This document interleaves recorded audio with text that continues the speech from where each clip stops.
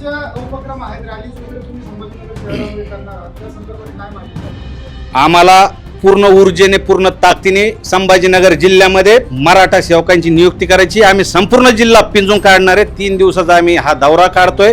त्याच्यामध्ये आमच्या सगळ्या माया मावल्या, ह्या सगळ्या मराठा सेविका, मराठा सेवक प्रत्येक गावागावात जाऊन आता आम्ही उद्या मनोजदादांना विचारणार आहे असं करायचं का अखंड मराठा समाज या नावाने प्रत्येक गावागावात आम्हाला बोर्ड लावून मराठा सेवक नेमायचे असा आमचा प्रस्ताव आम्ही ठेवलेला आहे. तो दादा पुढे आता आम्ही मंजूर करण्यासाठी ठेवणार आहे. प्रत्येक गावात 2 द्यायचे, जसं पहिले शाखा प्रमुख उपशाखा प्रमुख राहायचे तसे आम्हाला 2-2 मराठा सेवक द्यायची आमची इच्छा आहे.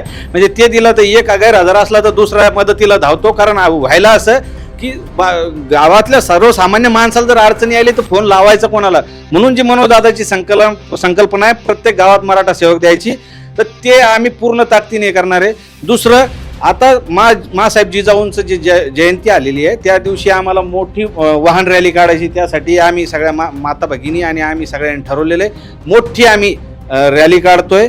आणि जो 3 दिवसाचा आम्ही जिल्ह्याचा दौरा करतोय त्यानंतर ज्या ज्या ठिकाणून आम्हाला बोलवणं येईल त्या ठिकाणी आम्ही सगळे जाऊन मराठा सेवकांची नियुक्ती करणार आहे.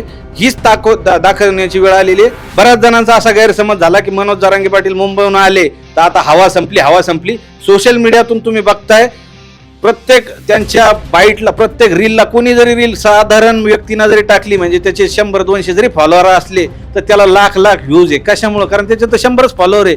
मनोज जरांगे पाटील नावाची क्रेज आहे, ती गावागावात लोकांपर्यंत पोहोचावी. ते मराठा सेवक पूर्ण ताकदीने मनोजदादाच्या पाठीशी उभा राहावे, कारण त्यांचा हेतू शुद्ध आहे.